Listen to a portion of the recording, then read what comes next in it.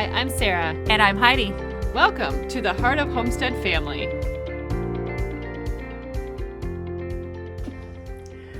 Okay, we are talking about beef in the kitchen today. Mm-hmm.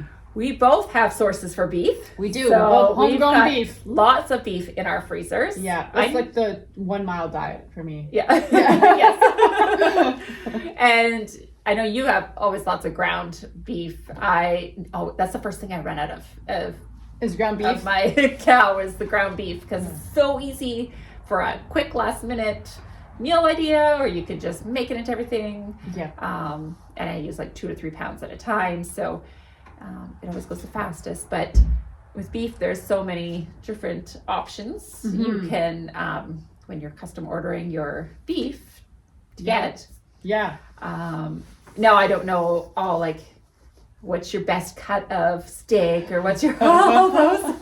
I am That's very controversial anyway, Heidi. Yeah. I am going to sit down with a butcher soon and talk about like what you're looking for in your cut, and because we don't have a ton of marbling because we don't grain finish, we grass finish. Right. So we have to cook our meat very slow to tenderize it. Yeah. But I like a good steak. Yeah. Yeah, I find, well, for one, if you want to learn more about your cuts, the best way to do it, if you can, we can go to our butcher and say, hey, when you're butchering it, can I come and watch? Yes, I've done that before. And that's the best. That was very great because they'd be like, so what do you eat the most of? Yeah. That's how they would cut it, or like the sizes, because my family needs a big roast. When they're cutting the steaks, they'll be like, is this thick enough or too thin? Or how do you want this divided? It's really great. I'm so thankful that we have that service. Not everyone has that option, but it's really nice. Yeah, so when you could go to your local butcher and you can ask the same things of the things that they have in front is, okay, my family is like 7. How big of a roast would feed us? Or what would be the most economical steak to feed 7? Yes. They would help you out with those things. Well, how should I cook this? Or it's really good. I find that too, like before we started getting our own beef, I didn't really know a lot about beef, but now, like, because we get the whole cow, you have to learn how to cook all of it. Yeah. And so it's really deep in my expert. No, I'm not an expert by any means, but my knowledge, like beef tongue. Oh man, it's one of my favorite cuts. Honestly, it is the best. And what are you making with beef tongue? Well, you usually make it into I just eat it on a sandwich or just on its own. Like cooked, right? Cooked, cooked. Cooked and peeled. Okay. Okay, you peel the tongue before or after you cook it? After you cook it, you have to peel it because it has the outside taste buds and things like that. Yes, so you peel it, and then the inside it's really nice.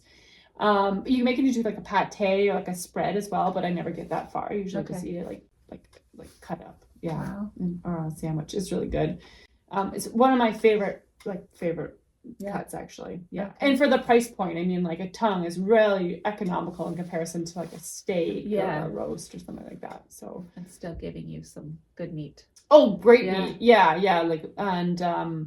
And I think there's probably a lot of nutrient in it too. I don't know for sure, but but it's there's a lot of people don't think about all those extra things that you can get with the cow and how to use them. So tongue, do you do the tail, the oxtail? The oxtail, if you can get it, I don't always remember on time. They have to cut it right when they butcher, right when the cow's killed. They get the ox, I'm pretty sure. Okay. So if I don't always ask for it, then don't always get it. But oxtail, the kidneys. If you want, again, you have to ask for them as well, usually. The liver, of course. Heart, if you want the heart, you can get that. Yeah. Our butcher doesn't do the hock. You can get the foot, but they're not certified for the foot, so you can't get that. So you do get the hock part. The hock part, And then tripe, you can get that too. But again, it's something that has to be certified through a certain butcher, so not every butcher is able to do tripe. Okay. And you can get back the head too. I've never gotten it back, but you can do that, and you can get back the hide. I've had the hide back. Not that you can eat it, but no. So we have a hide making or tanning class coming up about how to tan them. And I thought when my first cow finally went into the butcher, I said, I want to tan this hide. I want to use every part of the cow. And I phoned up my friend who does it, and he's like, no, you don't want to start with a cowhide. Because tanning hides it's a huge process. It's a lot of work. And you want to start with something like a rabbit hide, Yes. squirrel hide, something smaller to know how to do it first before you tackle such a massive, and it's heavy. Yes. Very heavy, but amazing things you can do with it. For sure. Heidi, I was in the same position you were. And actually I brought 2 hides home once. My first tanning projects, 2 hides. One I ended up throwing out or composting because I couldn't handle it. Like it was just, they're so heavy. I bet you there was 100 pounds. Wow. And then you have to clean it and everything like that. So the other hide I still have. It's half done. Wow. But I don't know if I'll ever really get back to it because it's so much work. Yeah. So, and I'm just not skilled enough to, now at this point, it's so old. I don't know if it'd be worth it, but maybe one day I'll get back to it. Now that I know what's ahead of me, right? Okay, so into the kitchen. Yeah. So ground beef is one of my favorites because it's so versatile. And making casseroles, tacos, sloppy joes. So much to do with ground beef. So much, and then the roasts, I like throwing them in the crock pot I do like a pulled, instead of pork, I do pulled beef. Yep. We do that a lot with the brisket too. And I had a friend of mine smoke the brisket for me. That was really good. Yeah, it is really good. Yeah, I don't have a smoker either. I use it as pulled beef. Yeah. So that's my favorite thing to do too. My favorite cut is the rib steak. But we find, I don't know about yourself, Heidi, when we sell beef cuts, the most popular is the T-bone. People really want the T-bone steak. Yeah. So I don't know if that's just because it's more familiar cut. Right. But I wouldn't say it's the best quality cut, but it's probably a good cut for the price point. Like it's a nice barbecue steak. Yeah. I like the strip loin. Well, the same thing. Yeah. Because the strip loin is a T-bone. But after the cow is over 30 months, they have to cut it in half. Okay. Yeah. So then you don't get T-bones out of that one. Okay. But then if you ask for a T-bone, like you have a younger one, you'll get the T-bones.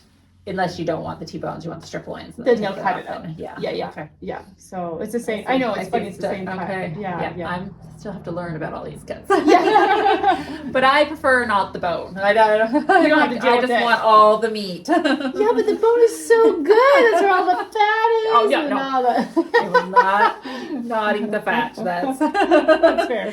Yeah. But let's talk about fat though. We're bringing fat in the kitchen too, right? Yes, definitely bring the fat into the kitchen. Yeah. Just don't put on my steak. But you're really good at making tallow. Yeah, we bring a lot of tallow in. Yeah. So often, I think I've mentioned this before on previous podcasts, but I ask the butcher to grind all the fat through the meat grinder so that it's a lot easier to handle. And then I just I can cook it down from there and then extract off the fat from all the gristle and everything else. And then from there we can use it for cooking or for, hand creams or saps or whatever. So that's really good. Tallow is amazing. For your skin. That's what I use on my face every morning. Yeah, can you tell? Yeah. It's just glowing. Yeah, me too. And I use it for everything. Like the kids are like, "Oh, Mom, my finger hurts" or something. Yeah. You have a little bit of tallow on there. Yeah. Nice. Seems to take everything away. Yes. Yeah, but that's a really good resource. And then I use tallow in everything, even in my baking. Yes. My cooking. Yeah. If you instead of throwing butter on that pan, you're throwing a tallow, or I use pork lard too, but. Using those fats in part of you, because that is way more natural than like some of the oils or margarines that you could be using. That's right. Yeah. And I know it's coming from, and like it could use like olive oil or something, but like why not use? Yes, this thing that is not really costing you much at all. Exactly. And like butter, with the price of butter right now, I'm only using that when I have to. Yeah. Me too. Like on my toast, because I don't feel like putting tallow on my toast. Yes. However, Thomas did once. He didn't do this on purpose, but he made me some popcorn once. Okay. And instead of getting the butter and the tallow are right beside each other. Okay. So he put tallow on it instead of butter. Yeah. And afterwards he's like, "How did you like your popcorn?" I was like, "Oh, it was good." Like I didn't, he's like, "I think I accidentally put tallow on instead of butter." Oh, so there you go. Yeah. But if you add salt and seasesoning or whatever. Yes, yeah. Nice. So you can use it in more like butter replacement spots, but yeah, it depends how far out there you want to go. Yes. like the steak, even if you want to make up like a stir fry, you could just slice it and throw that the steaks or whatever into something. It makes a nice quick dinner. Yeah, I often will make a big roast, and then like the next night I'll use the leftover roast in a stir fry instead of cooking from That's good. like the steaks. And then also the roast will then eventually go into soup. So there's a multi-purpose. So I often cook a big steak roast and then go from there. Much bigger than your family. Say, I am a family of 7, but I want to use this roast for 3 days. Yes. Yeah. And then I make a lot of the gravies too. Often if I don't know about yourself, Heidi, but if I have a roast in the crock pot, it has a lot of water and juices and stuff. Yes. So then I use that for either gravy or for a soup later on. So I'm not wasting that watery, juicy gravy. Full of good stuff in there. Yeah. Yes. So that's a good one. And then of course we have bones. Yes. So we're always making your bone broth. Yep. Yeah. And the big bones that we get from the butcher shop go to the dogs. Of course. They love them. Do you bake them before you give them to the dogs, or just give them to them? I don't. I just give them to them. Yeah. We had a really picky dog. She'd only eat baked bones. Oh, wow. Yeah. So I'd bake them up for her. But Yeah. So I was just curious. Everyone's different, right? Yes. So, yeah. And I don't know if we use a lot like those. We use all the meats. Liver we use a lot too. Actually, I just put liver in the freeze dryer. Oh, okay, yeah. I put a whole bunch of liver in there, and then once it came out of the freeze dryer, I broke up in little pieces, and I'm going to use some of it for dog treats. Yeah. Instead of buying dog treats for them. It's really good for them. And then I'm going to either powder it down or do like something with the rest of it, or throw it into like a stew or something, some pieces. Yeah, just to get that. In. Yeah. I have dehydrated liver before as well, and I use it sparingly, but it's not something I often think about. So I often just cut up the whole liver and then we'll eat it like that with the onion and balsamic and usually some like brown sugar, something sweet. Okay. It kind of tastes a little bit better if you don't like liver, like it's hard to disguise, but yeah. What do you do with the kidney and hearts? The heart, makes heart soup a lot. Okay. Or for Valentine's Day, I think we made that yes, one year. We mentioned that on the podcast. Yes. Made heart soup, or slice it really thin. Same thing. It has a unique flavor, not like liver, but it is still a unique flavor too. Kidneys, I don't really do too much with. Like steak and kidney pie is a very common thing for English. So often my mother-in-law will make it in steak and kidney pie, but I don't do the kidneys too much. Yeah. I think that's it though. I think that's pretty much all we use. Main things. Yeah. So we get sometimes if we're low on sausage, like pork sausage, we'll get our beef sausage. Done. Yeah.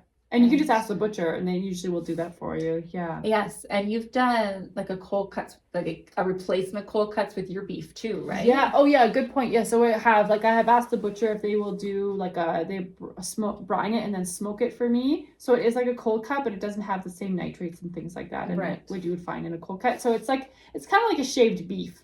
And they will shave it and then package it, and I'll put it in the freezer. So I have like these small packages, which is so great for lunches and whatever else. And then we also do pepperettes. So I'll have the butcher do pepperettes for us, and beef jerky as well. So we have beef in various forms. If you want a snack, if you want a meal. Yeah. So there's lots of ways of getting rid of some of those cuts too. Like I find if you have a lot of roast and you're not quite sure what to do, then the best way is there's like a shaved beef for them for sandwiches or whatever.